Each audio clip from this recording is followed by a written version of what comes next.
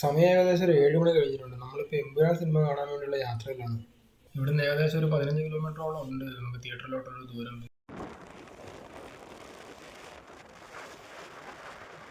10ാം ക്ലാസ്സിൽ പഠിക്കുന്ന സമയത്തായിരുന്നു പുലിമുരുകൻ സിനിമ ഇറങ്ങുന്നത്. ആ സിനിമ കാണാൻ വേണ്ടി അന്ന് ഒരുപാട് നാൾ വെയിറ്റ് ചെയ്തിരുന്നത്. അതിൽ പിന്നെ എൻ്റെ മാമനാണ് ആ സിനിമ കൊണ്ട് കൊണ്ടുപോയി കാണിക്കുന്നത്. ആ സമയത്ത് ഞങ്ങൾ പോയ അതേ തിയേറ്ററിൽ തന്നെയാണ് ഇന്ന് ഇത്രയും വർഷങ്ങൾക്ക് ശേഷം എമ്പുരാൻ കാണാൻ വേണ്ടി പോകുന്നത്. അതിനിടയ്ക്ക് ഒരുപാട് സിനിമകളൊക്കെ കണ്ടിട്ടുണ്ട്. തിയേറ്ററിൻ്റെ പേര് 1-2 തവണ അവർ മാറ്റിയിട്ടുണ്ട്. ഇപ്പോൾ അതിൻ്റെ പേര് മൈ സിനിമാസ് എന്നാണ്. അതേ സ്ക്രീനിൽ, അവിടുത്തെ ഏറ്റവും വലിയ സ്ക്രീനിലാണ് ഇപ്പോൾ എമ്പുരാൻ പ്രദർശിപ്പിച്ചുകൊണ്ടിരിക്കുന്നത്. അതേ സ്ക്രീനിൽ തന്നെയാണ് ഇന്ന് കാണാൻ പോകുന്നത്. പുലിമുരുകൻ സിനിമ കാണാൻ പോയ സമയത്ത് അന്ന് ഇതുപോലെ തന്നെ 8 മണി 8:30ക്കുള്ള ഷോയ്ക്കാണ് പോകുന്നത്. അന്ന് ഏകദേശം ഞങ്ങളൊരു 4 പേരോളം ഉണ്ടായിരുന്നു. പിന്നെ സിനിമയുടെ കാര്യങ്ങൾ പറയുമായിരുന്നു. അത് അത്രയും നല്ലൊരു സിനിമ പിന്നെ അതുപോലെ എക്സ്പ്ലോർ ചെയ്തിട്ടില്ല. പിന്നെ KGF ആണ് പിന്നെ ആ ഒരു ലെവലിൽ നമ്മൾ എക്സ്പ്ലോർ ചെയ്തിട്ടുള്ള സിനിമ.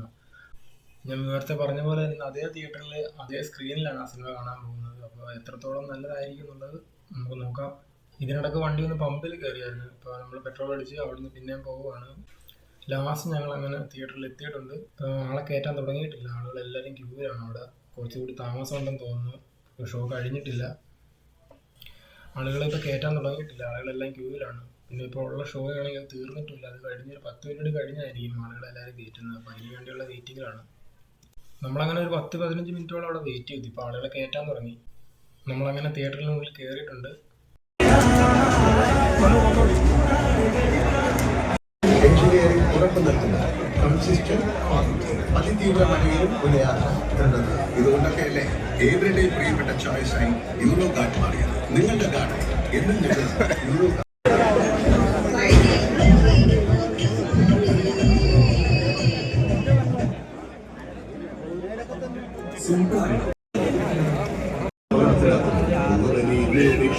സഹായത്തിനായി 1-800-112-355 വിളിക്കുക.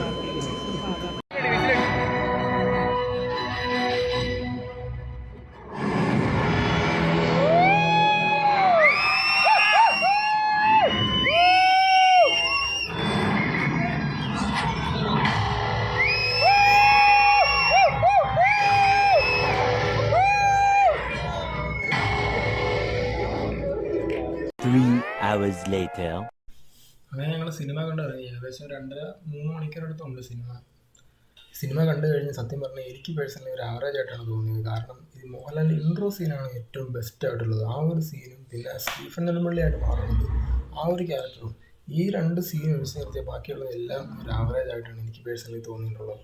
പിന്നെ ഖുറേഷി അബ്രാമിന് ഇൻട്രോ കാണിച്ചു കഴിഞ്ഞ് പിന്നെ പറയുന്ന ഡയലോഗ് ഒന്നും പുള്ളിക്ക് ഒട്ടും ആപ്റ്റ് ആവുന്ന ഒരു ഡയലോഗായിട്ട് എനിക്ക് തോന്നിയിട്ടില്ല. അതുപോലെ സിനിമയിൽ കാണിച്ചിട്ടുള്ള പല സീനുകളും ആ സീനുകൾ മാറുന്നതിനനുസരിച്ച് BGM മാറുന്നില്ല. ഒരേ BGM തന്നെയാണ് നിൽക്കുന്നത്. അപ്പോൾ എല്ലാം കൊണ്ടും പറയുകയാണെങ്കിൽ ലൂസിഫർ സിനിമ തന്നെയാണ് ഇതിനേക്കാൾ ഏറ്റവും ബെസ്റ്റായിട്ട് എനിക്ക് തോന്നിയിട്ടുള്ളത്. പേഴ്സണലി എനിക്ക് തോന്നിയിട്ടുള്ളത്. ഇതിൽ ഖുറേഷി അബ്രാമിൻ്റെ കഥ പ്രതീക്ഷയാണ് നമ്മളെല്ലാവരും പോകുന്നത്. പക്ഷേ ഇതിൽ കാണിച്ചിരിക്കുന്ന 99% സായിദ് മസൂദിൻ്റെ കഥയാണ് കാണിച്ചിരിക്കുന്നത്. അതുപോലെ തന്നെ പടത്തിൽ കാണിച്ചിരിക്കുന്ന വില്ലനാണെങ്കിലും ഒട്ടും പവർഫുൾ ആയിട്ടുള്ള വില്ലനല്ല. നോർത്തിലെ ഏതൊരു നടനാണെന്ന് തോന്നുന്നു. ഇപ്പോൾ സ്റ്റീഫൻ നെടുമ്പള്ളിക്ക് പറ്റിയ വില്ലനായിരുന്നു ബോബി. അതുപോലെ അത്രയും വെയിറ്റ് വരുന്നൊരു വില്ലനും അല്ല ഇതിൽ കാണിച്ചിരിക്കുന്നത്. മോഹൻലാൽ സത്യം പറഞ്ഞാൽ ഇതിനകത്ത് വളരെ കുറച്ച് ഡയലോഗുകൾ മാത്രമാണ് ഉള്ളത്. ഏറ്റവും കൂടുതൽ ഡയലോഗുകൾ എനിക്ക് തോന്നുന്നു മഞ്ജു വാര്യർക്കാണെന്ന് തോന്നുന്നു. ബാക്കിയുള്ളവരെല്ലാവരും എന്താ പറയുക, എങ്ങനെയൊക്കെയോ പോവുകയാണ് മുന്നോട്ട്. അപ്പോൾ പടം മൊത്തത്തിൽ പറയുകയാണെങ്കിൽ എനിക്ക് ആവറേജ് ആയിട്ടാണ് തോന്നിയത്. നമ്മുടെ ലൂസിഫർ സിനിമ പോലെ, അല്ലെങ്കിൽ ലൂസിഫർ സിനിമയുടെ പകുതി വെയിറ്റ് പോലും ഈ ഒരു സിനിമക്ക് വന്നിട്ടില്ല. പിന്നെ വേറൊരു കാര്യം എടുത്തു പറയേണ്ടതെന്ന് പറഞ്ഞാൽ സിനിമയിൽ ആന്റണി പെരുമ്പാവൂർ വന്നു പോകുന്നൊരു സിനിമയുണ്ട്. അതാണ് ഇതിനകത്ത് ഏറ്റവും വലിയ വെറുപ്പീരെന്ന് പറഞ്ഞാൽ അതാണ്. ഇത്രയും വലിയൊരു സിനിമയിൽ പുള്ളിക്ക് എങ്ങും എത്താത്തൊരു ഡ്രസ്സ് ഇട്ട് കൊടുത്തുകൊണ്ട് എന്തൊക്കെയോ ഡയലോഗ് പറയിപ്പിക്കുക. ആശുപ സിനിമാസിന്റെ സിനിമ ആയതുകൊണ്ടായിരിക്കും ആന്റണി പെരുമ്പാവൂരിനെ ഇത് ഒഴിവാക്കാൻ പറ്റാത്തത്. അതല്ലെങ്കിൽ വിളിച്ച ഏതെങ്കിലും നടന്മാർ വന്ന് കാണത്തില്ല. അതുകൊണ്ടായിരിക്കണം ഇമാതിരി പരിപാടിയൊക്കെ ഒപ്പിച്ചു വെക്കുന്നത്. ഇപ്പം ഞങ്ങൾ വീട്ടിലേക്ക് പോകാൻ വേണ്ടിയുള്ള യാത്രയിലാണ്. പോകുന്ന വഴിക്ക് എന്തെങ്കിലും കഴിച്ചിട്ടൊക്കെ വേണം പോകാൻ. പിന്നെ കുറച്ച് സമയം ലേറ്റായി. അങ്ങനെ നമ്മളിപ്പോൾ ഓടി വൈക്കത്തായിട്ടുണ്ട്. ആദ്യം ഒരു റെസ്റ്റോറൻറ്റ് നോക്കി, പക്ഷെ അതിപ്പോൾ പൂട്ടിയിട്ടിരിക്കുകയാണ്. പിന്നെ നമ്മൾ മുന്നോട്ട് പോവുകയാണ് കുറച്ചുകൂടി. ഇപ്പോൾ നിങ്ങൾ കണ്ടുകൊണ്ടിരിക്കുന്നത് വൈക്കം KSRTC സ്റ്റാൻഡാണ്. കണ്ടോ, ബസ്സുകളൊക്കെ അടുക്കിയിട്ടിരിക്കുകയാണ്. ഇതിൻ്റെ തൊട്ട് സൈഡിലായിട്ട് നമ്മളിപ്പോൾ ഒരു തട്ടുകട കണ്ടുകൊണ്ടുണ്ട്. ഈ കാണുന്ന കടയിൽ കയറാമെന്നുള്ളതാണ് അവൻ പറഞ്ഞത്. ഇനിയിപ്പോൾ വേറെ കട നോക്കുന്നില്ല, ഇവിടെ തന്നെ കയറുക.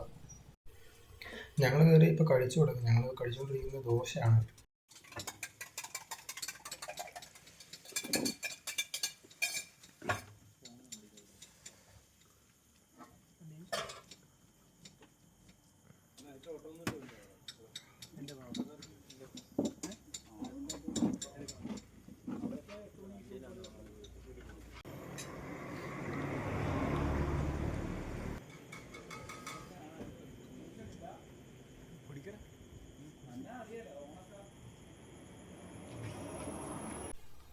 അങ്ങനെ ഫുഡ് കഴിച്ചു കഴിഞ്ഞിട്ടുണ്ട്. ഇനി വീട്ടിലേക്കുള്ള യാത്രയിലാണ്.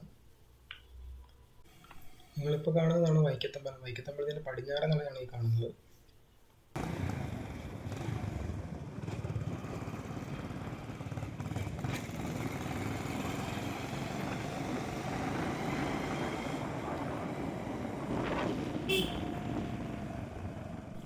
നിങ്ങളിപ്പോൾ കണ്ടുകൊണ്ടിരിക്കുന്നതാണ് വൈക്കത്തമ്പലത്തിൻ്റെ തെക്കേ നട. അപ്പോൾ അത്രയേ ഉള്ളൂ. See you soon.